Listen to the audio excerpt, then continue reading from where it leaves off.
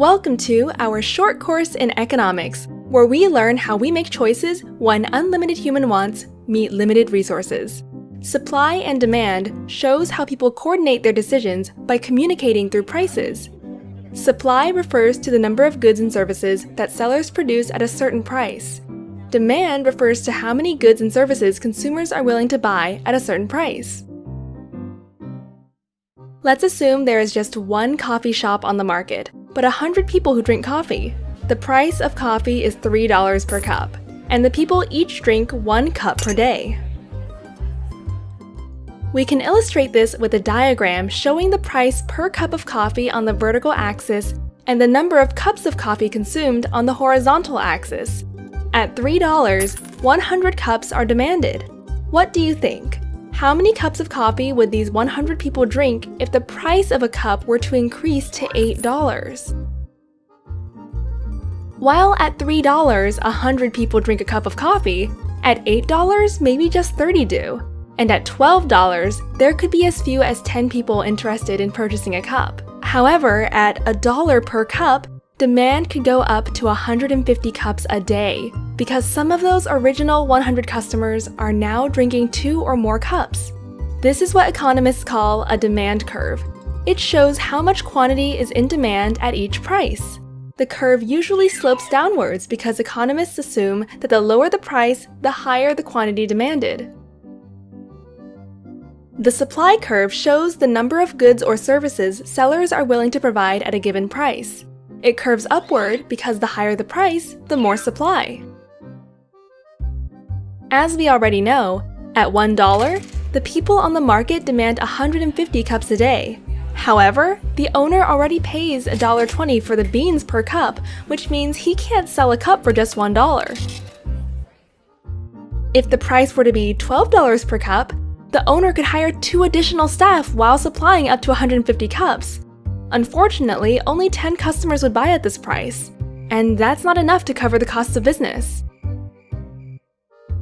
The sweet spot happens to be at $3. At this cost, the owner can hire 1 employee and happily supply the 100 cups a day that are demanded at that price.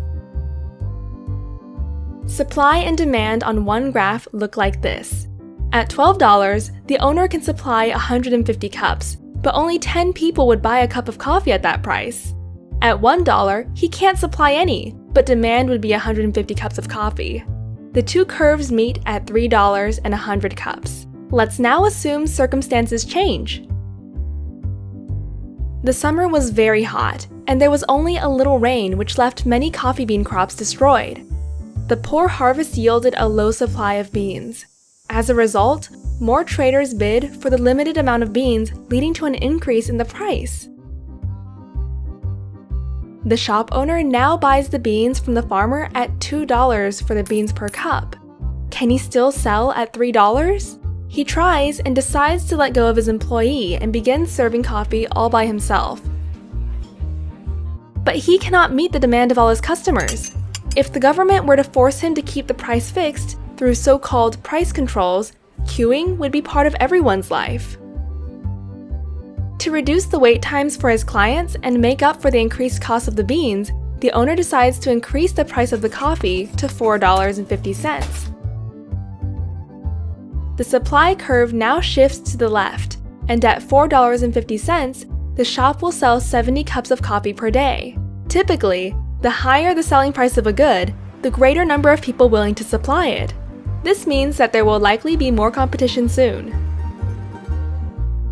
In real life and within a free market, if you drink coffee at $4.50, it's not the basis of an economic calculation, but the result of an endless dance of trial and error between sellers and buyers that lead them to reach an unspoken agreement about what works best for both. This phenomenon is referred to as emergent order.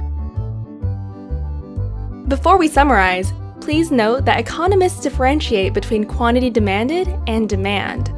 A change in the quantity demanded happens due to a change in price, like we explored when the price dropped and the quantity demanded increased. A change in demand happens when the environment changes. Let's imagine that many people in the market become more health conscious and think that coffee is bad. If that happens, the entire demand curve shifts downward. And at $3, not 100 buy coffee, but just 40. Let's summarize.